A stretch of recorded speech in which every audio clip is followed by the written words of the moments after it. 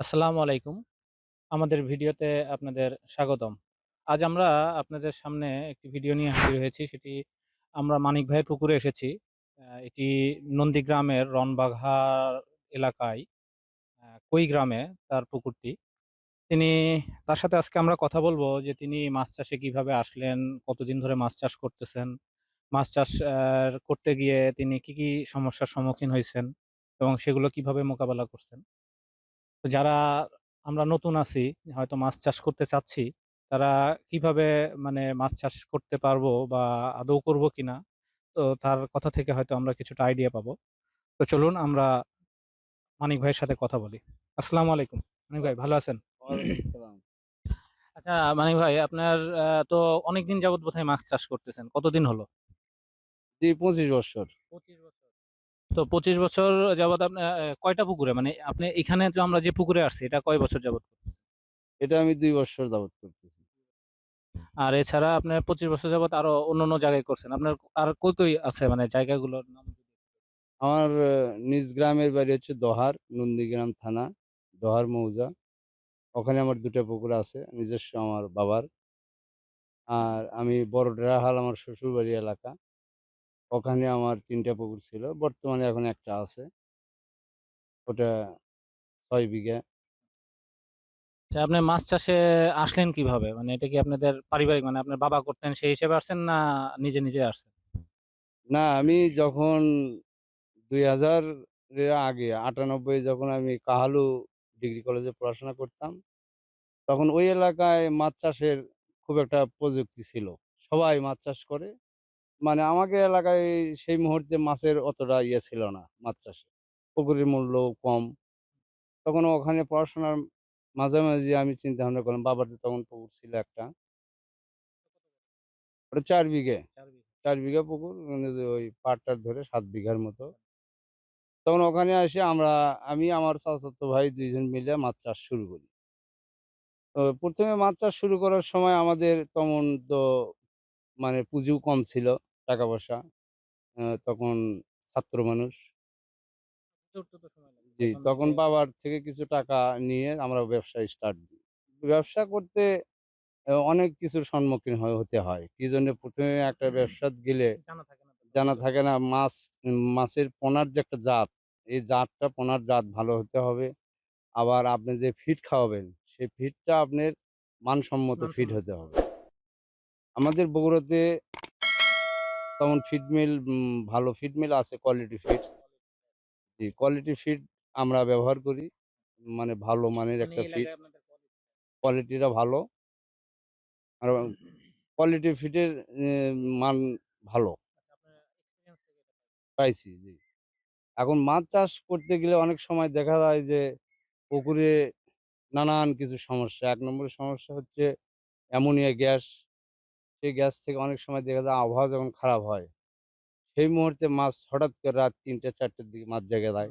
আমরা হয়তো ঘুমের মধ্যে থাকি। ঘুমের মধ্যে। পুকুরে যে লোক থাকে অতটা তো গুরুত্ব সহকারে দেখে না। আর ওই সময় আসলে কন্ট্রোল করাও যায় না। কন্ট্রোল মানে করা যায় না। এমন অবস্থা তৈরি হয় যে দ্রুতই মানে হয়তো ০.৫ ঘন্টার মধ্যেই দেখা যাচ্ছে সব মাছ ন মা অক্সিজেন শর্ট করে ফেলে।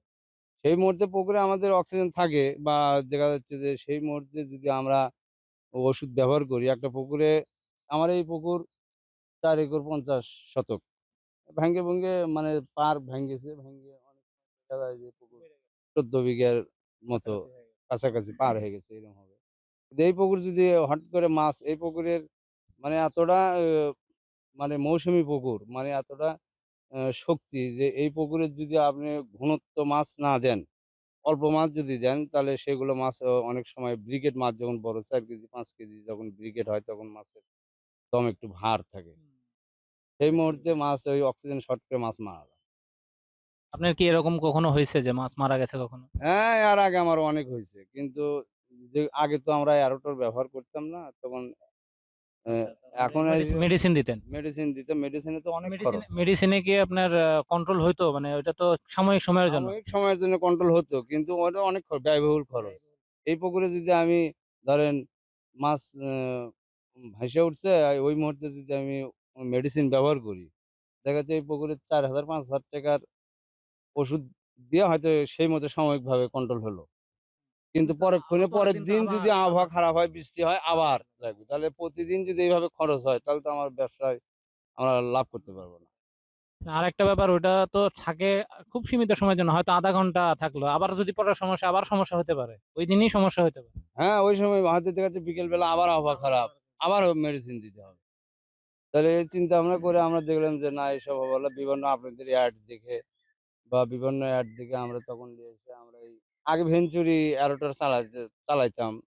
কিন্তু এই পুকুরে তো ওই ভেঞ্চুরি এখানে এটা ২ টা আসলে আমাদের ইয়ারটার তো ডাবল ক্যাপাসিটি আছে। স্পিডের যেটা আমি লাগাইছি আপনাদের কোম্পানির, এটা ডাবল স্পিডের ২ টা লাগবে। আমার এই পুকুরে পাবদা গলসা যদি থাকতো তাহলে ২ টা দেওয়া লাগতো। ঘনত্ব যদি বেশি থাকতো বেশি তাহলে তাহলে আরো লাগতো। কিন্তু ঘনত্ব কম আছে, বাংলা মাছ আছে। এই জন্যই আমার একটা দেয়া চলেছে। আপাতত এটা আমি নিয়ে আসছি বোধহয় কতদিন হচ্ছে? ২০ সালের প্রথম দিকে বোধহয়। ১ম দিকে নিয়ে আসছি কিন্তু তারপরে থেকে আমার সমস্যা হয়নি। সমস্যা হয়নি। আচ্ছা, আপনার মাছ চাষ করতে গিয়ে তো বললেন যে অক্সিজেন যেমন ফল করার একটা সমস্যা থাকে। আবার রোগ ব্যাধির বিষয়গুলো কি, কি? রোগ ব্যাধি কি রোগ হয়েছে কখনো? ব্যাধি শীতের মধ্যে রোগ ব্যাধি একটু বেশি আসে। মৃগেল মাছগুলোতে মানে শীতের মধ্যে রোগ আসে। তাছাড়া গরমের টাইমে মাছের কোনো রোগ বালাই মাছের কোনো আসে না। শুধু সমস্যা হয় না। একটাই সমস্যা, সেটা হচ্ছে অক্সিজেন শর্ট বা অ্যামোনিয়া গ্যাসের থেকে মাছের সমস্যা হয়। আপনার অ্যান্টিবায়োটিক ইউজ করেন মাছের ক্ষেত্রে? হ্যাঁ, আমি অ্যান্টিবায়োটিক ইউজ করি। আমাদের কোম্পানির ডাক্তার আছে, ইউনিয়ন বা অন্যান্য কোম্পানির ডাক্তার আছে, তারা এসে পানি পরীক্ষা করে, আবার কিছু মেডিসিন দিয়ে যায়, পরীক্ষা করে সবসময়। আচ্ছা, মানে পানির কোয়ালিটিটাও টেস্ট করে। পানির যে পিএইচটা কেমন আছে, pH টা কেমন আছে? অ্যামোনিয়া কেমন আছে, আর অক্সিজেন ডিজেল অক্সিজেন আসে আছে। ডাক্তার এসে পরীক্ষা করে। মাছ চাষ করতেছেন, তার মধ্যে এর মধ্যে খালি আপনার প্রবলেম ফেস করছেন, আপনার মাছ মারা গেছে কোন মানে কয় বছর বা কি অবস্থা?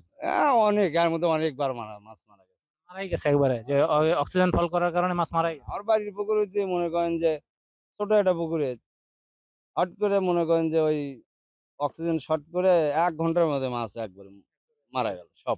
কয় লাখ টাকার মাছ হবে তাও? ওটা ছোট পুকুর, অল্প তাও ধরেন ১.৫-২ লক্ষ টাকার মাছ মারা গেল। মাছ হবে। না, এরকম হয় এরকমই মাঝে, মাঝে। হয়। এখন আপনার যে পোনাগুলো বলতেছেন কোয়ালিটি পোনা, তো এখন কেউ যদি ধরেন নতুন যারা শুরু করতে চায়, তো এখন কোয়ালিটি পোনাটা বুঝবে কিভাবে যে কোন পোনা নিতে হবে, কোন পোনা নিতে হবে? নতুন যারা শুরু করবে তারা সর্বপ্রথম ব্যবসার কিছু অভিজ্ঞতা যেহেতু নাই, এনারা পার্শ্ববর্তী পাশে যারা মাছ চাষ করে তাদের সাথে একটু চলাফেরা করে মানে তাদের সাথে পরামর্শ নিয়ে স্টার্ট করতে হবে। ছোট থেকে স্টার্ট করতে হবে এবং পোনাটা হতে হবে ভালো জাতের। যেমন আমাদের ব্র্যাক হ্যাচারি আছে। ব্র্যাক হ্যাচারি বাংলা মাছের জন্য খুব ভালো। ভালো। ব্র্যাক হ্যাচারি আমাদের শেরপুরে ব্র্যাক হ্যাচারি আছে। আপনারা তাদের ওখান থেকে পোনাটা কালেক্ট জি, করেন। আমরা বাংলা মাছ ওখান থেকে বাংলা নিই। মাছ আর অন্যান্য রেণুগুলো? অন্যান্য রেভিনিউ আমরা বাংলা পাবদা মাছের পাবদা যদি নিতে পাবদা, চান, গোলসা এগুলো গুলশা। আমাদের জামাদার জহুরুল ভাই বা বিভিন্ন জামাদার এলাকায় আমাদের ভালো, ভালো হ্যাচারি আছে। সেগুলো হ্যাচারি থেকে আমরা ভালো পোনা পাই। এখন মাছ চাষের ক্ষেত্রে আপনি মাছ ধরেন পুরো চালান তোলার পরে আপনার লস হইছে কোনোবার, এরকম কি কোনো ইয়ে আছে? মাছ চাষে লস নাই যদি ক্ষতি না হয়, লস এটাই আরকি। নাই। মানে মাছ যদি মারা না যায় তাহলে হ্যাঁ, আসলে লস নাই তো বর্তমান যে পুকুরের বাজার, আমাদের নন্দীগ্রাম প্লাস আমার এই পুকুরটা মানে বগুড়া জেলার শেষ সীমানা, আ নাটোর জেলার শুরু। শুরু। মানে রনবাঘার পার্শ্বে কুড়িগ্রাম ওই এলাকায় আমাদের আমার এখানে নন্দীগ্রামেরই চলাফেরা আছে। এই হিসেবে আমি এই সাইডে পুকুরটা নিচ্ছি। আমার এখানে আছে। তো এই পুকুরটাতে এখন পোনার যে জাত, পোনার জাতটা হচ্ছে সঠিক আর হচ্ছে যে আপনি ভালো মানের ফিড খাওয়াতে হবে। খাবারটা ভালো দিতে হবে। আর মাছটা যদি মানে বড় মাছ চাষ করা হয় তাহলে ব্যয়বহুল খরচ আছে, লাভজনকও আছে। লাভ লাভ লাভ বেশি আছে। লাভও বেশি আছে। আপনার এই যে এয়ারেটর ব্যবহার করার আগে বা পরে, আপনার এয়ারেটর ব্যবহার করলে কি মাছের খাবার খাওয়া বা বৃদ্ধির ব্যাপারে কি বলবেন? ১৩ টার ব্যবহার করলে একটা মানুষ যখন পেটে গ্যাস হয় মানে মানে তখন দেখা যাচ্ছে যে একটা লোক সে অসুস্থ বোধ করছে। এইরকম পানিতে যখন ভিতরে অ্যামোনিয়া গ্যাস থাকে তখন ওই মাছটা সুস্থ থাকে। সুস্থ থাকে না, তখন মাছ খাবারও চায় না। আর মাছ যদি না খায় সেই মাছ তো সুস্থও হবে না, বড় মানে গ্রোথ বাড়বে না। ওই হিসেবে যখন আমরা অ্যারোটার ব্যবহার করি তখন মাছটা সুস্থ থাকে। খাবার দিলে বেশি খাবার পায়। একটু ঘনত্ব দিলেও সমস্যা হয় না। মাছটা দ্রুত বাড়ে। দ্রুত বাড়ে। তাইলে আপনি বলতেছেন যারা ধরেন নতুন আ মাছ চাষে আসতে চাচ্ছে, বা যারা ধরেন মাছ চাষ করে হয়তো ওই হতাশায় ভুগতেছে যে লাভ করতে পারতেছে না। তাদের জন্য আপনার কি উপদেশ থাকবে বা কি বলতে চাচ্ছেন? মাছ চাষে যারা নতুন হতাশা কিছু নাই। কিন্তু মাছটা যেভাবে পুকুর মানে তৈয়ার করে নিয়ে মানে যদি টাকার পরিমাণ তার বেশি থাকে, বড় মাছ চাষ করবে। বড় মাছ চাষ করার ক্ষেত্রে সে মাছগুলো ভালো জাতের মাছ নিয়ে উম বাংলা মাছ বড় মাছ সেটিং করে দিয়ে ৭ মাস ৮ মাস পর যদি মাছ বিক্রি করে তাহলে তার লস হবে না। কোন সময় লস হবে না। লস মানে মাছ মারা না গেলে তো আসলে মাছের লস লস হয় হবে না। না। নরমালি কিন্তু লস হয় না। মাছ আমাদের কোয়ালিটির যে আমাদের মনো 6 আছে, কোয়ালিটি ফিডের মনো 6 আছে ভালো জাতের একটা পোনা। আরো বিভিন্ন কোম্পানির আছে। যেমন আমাদের বগুড়াতে কোয়ালিটি ফিড এর পোনা খুব উন্নত মানের ভালো জাতের পোনা। আর ব্র্যাক হ্যাচারির বাংলা মাছের জন্য ভালো। এটা যদি মিশ্র চাষ করে তাহলে ২ টা পাতলা করে দিতে পারে। সবচেয়ে বেটার হচ্ছে বাংলা মাছ যদি আলাদাভাবে চাষ করে, তাহলে বড় জাতের মাছ দিতে হবে। বড়। আপনার ধরেন কেউ যদি শুরু করতে চায় তাহলে কি পরিমাণ পুকুরে মানে কত ছোট বা কত বড় পুকুরে শুরু করার জন্য বেটার মনে সর্ব করেন? সর্বপ্রথমে ছোট থেকেই স্টার্ট করতে হবে। যে কি ছোট পরিমাণ কি হতে ধরেন পারে? ১ বিঘে ১ একর বা ১ বিঘা জলাতে ১ম এ ব্রাক হ্যাচারি থেকে রেনু নিল। রেনুর থেকে স্টার্ট করল। করে ১ বছর কিছু অভিজ্ঞতা নিল। তারপরে হয়তো দেখা যাচ্ছে তার ২ টা ৩ টা পুকুর হলো। ২ টাতে হয়তো রেনু করিচ্ছে। আর ১ টাতে হয়তো বাংলা বড় মাছ চাষ করিচ্ছে। এদিকে একটাতে পোনা বিক্রি করেছে, খাবার কিনে দিচ্ছে আর বড়টা ওটা ৭-৮ মাস পর বিক্রি করলো। তাহলে দেখা যায় যে এই ২ টা দিয়ে তার খরচের টাকা আ ওই বড় মাছ যেটাতে আছে ধরেন ১ একর বা ২ একর, ওই বড় মাছটা ৭-৮ মাস পর যখন বিক্রি করবে তখন একটা মোটা অঙ্কের একটা অ্যামাউন্ট তার হবে। হ্যাঁ, আচ্ছা আপনার ওই যে পুকুর মানে মাছ চাষের ক্ষেত্রে তো পুকুর প্রস্তুত করাটা একটা বড় চ্যালেঞ্জের বিষয়। তো পুকুর প্রস্তুতির ক্ষেত্রে আপনারা কি কাজ করে থাকেন? পুকুর প্রস্তুতি ১ম এ পুকুর যদি শুকাইয়ে ফেলে, তা শুকানোর একটা সিস্টেম আছে আলাদা। শুকাই ফেলে পুকুর চুন, মেডিসিন অন্যান্য মেডিসিন দেওয়ার পর তারপরে পানি করে পানি বিভিন্ন জীবাণুনাশক ব্যবহার করার পর তারপরে গিয়ে মাছ ছাড়তে হবে। আর যদি পুকুরে গ্যাস ট্যাবলেট দেয় মানে পুকুর না শুকায়, সেই ক্ষেত্রে গ্যাস ট্যাবলেট দেওয়ার পর চুন করবে। চুন করার পর তারপরে বিভিন্ন হচ্ছে যে মেডিসিন ব্যবহার করবে, জীবাণুনাশক ব্যবহার করবে। মানে বিভিন্ন সার আছে টিএসপি, হ্যাঁ, সার ইউরিয়া, সেটা পটাশ। পুকুরের মানে পুকুরের গুণাগুণ। মাটির গুণাগুণ যেগুলো মৌসুমী পুকুর, যেগুলোতে বেশি খাদ্য তৈর হয় যেগুলো পুকুরেতে, সেগুলো পুকুরেতে সার ব্যবহার করা না করাই ভালো। মানে অল্প সার মানে বেশি ওই যে হ্যাঁ, প্লাঙ্কটন বেশি জন্মে। বেশি জন্মায়। ওখানে ওইগুলো পুকুরেতে মনে করেন যে খোল, হালকা কিছু খোল সবসময় ধরেই থাকবে। আর এই সার যখনই আপনি সার বেশি দিবেন, তখন ওই পুকুরে মাছ অক্সিজেন শর্টের সম্ভাবনা না বেশি তখন থাকে। প্লাঙ্কটন বেশি হলে আবার হ্যাঁ, সেটা অক্সিজেন মাছ দেবে না। দুর্বল হয়। তখন আবহাওয়া জায়গাতে হঠাৎ করে আবহাওয়া খারাপ হলো, সেই মুহূর্তে মাছ অক্সিজেন শর্ট করে।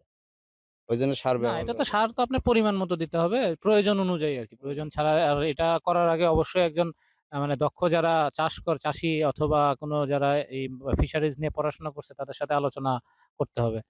তো দর্শক আপনারা শুনলেন মানিক ভাইয়ের দীর্ঘ ২৫ বছরের অভিজ্ঞতা থেকে আপনাদের ছোট সময়ে অল্প সময়ে আসলে অনেক কিছু বলা সম্ভব না। তারপরেও তার অভিজ্ঞতা থেকে বলার চেষ্টা করেছেন। তো আপনারা যারা নতুন আছেন, আ মাছ চাষ করছেন বা হয়তো ফলাফল ঠিকমতো পাচ্ছেন না। তো তারা চেষ্টা করলে অবশ্যই পাবেন এবং উনি একটি কথা বারবার বলেছেন যে মাছ যদি মারা না যায়, মাছ চাষে আসলে লসের সম্ভাবনা নাই বললেই চলে। তো তারপরেও যখন আপনি ১ম শুরু করবেন সেই সময় হয়তো কিছুটা চ্যালেঞ্জ থাকবে। যখন ১ বার বা ২ বার আপনি মাছ তুলে ফেলবেন তখন হয়তো সেই চ্যালেঞ্জটা আর থাকবে না।